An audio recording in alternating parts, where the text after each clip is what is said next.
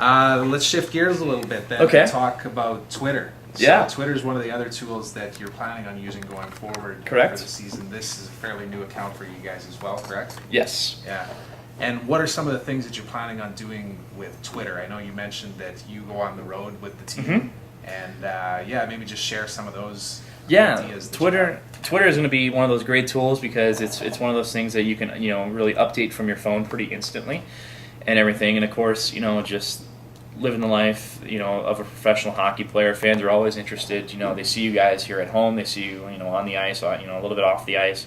But they kind of want to know what's going on away. They might see a snippet here and there in the paper about how well you did or something, but fans always want to know what those experiences are like. And that's exactly what we're going to use Twitter to do is, just constantly updating, letting fans know where we are, what we're doing, what we're eating, what we're all going out tonight, we're all staying in tonight, And of course, share funny stories as well. And of course, in professional hockey, you have dress code and you have, certain standards you have to meet up to. And of course, there's always like pranks here and there on rookies or something like that. And that's always something that's always intrigued fans. So with Twitter, you can instantly update what's going on. You're just like, oh, so-and-so player, didn't have, his shirt buttoned or whatever, and he has to skate 20 laps tomorrow.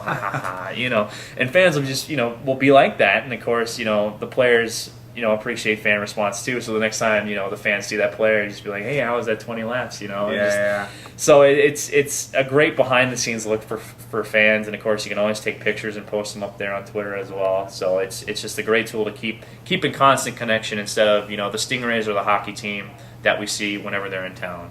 Right. Instead, now you're getting your Stingrays for the entire season rather than, seeing them just for the homestand. Mm-hmm. So.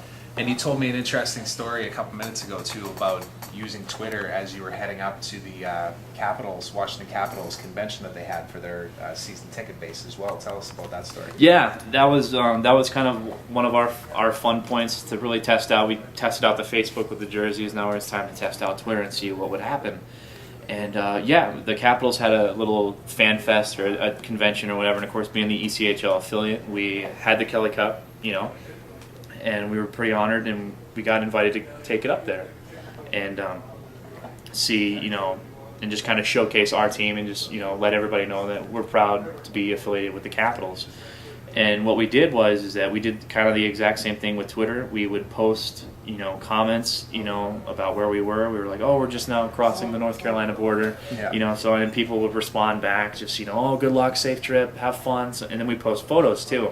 And we treat the cup, in our case, as a person. We'd strap it into a seatbelt. We'd put, if we stopped off at like a hat store or something, we'd put funny hats on it, and people got a huge kick. And of course, putting it in front of national landmarks, going in front of Washington, D.C., you see the Stingrays logo, the Kelly Cup, and the White House. That's a pretty unique shot.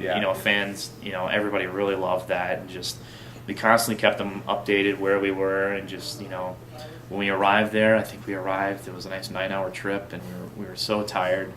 And when we sat down and we finally went to bed, it was like, hey, here's a cool idea. And we took the Kelly Cup and we gave it a bed to all its stuff. And you could see it, it had sheets over, and the Kelly Cup was on its own pillow and everything. And then we tweeted, we're just like, Kelly says goodnight. Yeah. And then all these fans were just like, good night, Kelly, good night. Have Nice. fun tomorrow.